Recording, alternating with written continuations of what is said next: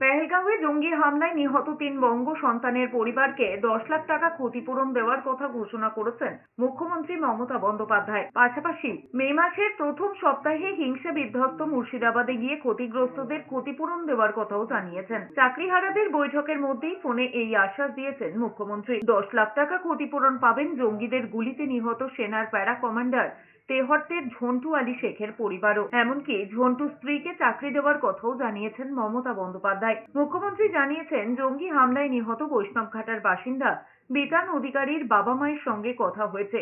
বিতানের স্ত্রীকে ৫ লাখ এবং বাবা মাকে ৫ লাখ টাকা ক্ষতিপূরণ দেওয়া হবে। পাশাপাশি বিতানের বাবা মাকে ১০,০০০ টাকা পেনশন দেওয়া হবে বলে জানিয়েছেন। চিকিৎসার জন্য স্বাস্থ্যসাথী কার্ডও করে দেওয়া হচ্ছে তাদের। বেহালা এবং পুরুলিয়ায় নিহতদের পরিবারের কেউ চাকরি চাইলে তার ব্যবস্থাও করে দেবে সরকার। বিতানের বাবার নামে একটা ১০,০০০ টাকার পেনশন আমরা করে দিচ্ছি, যাতে ওনার মেডিসিনের জন্য কোনো অসুবিধে না হয়। প্লাস ৫ লাখ টাকা স্বাস্থ্যসাথীর কার্ড দিচ্ছি এবং বাবা মার নামে ৫ লক্ষ টাকাও আমরা দেবো।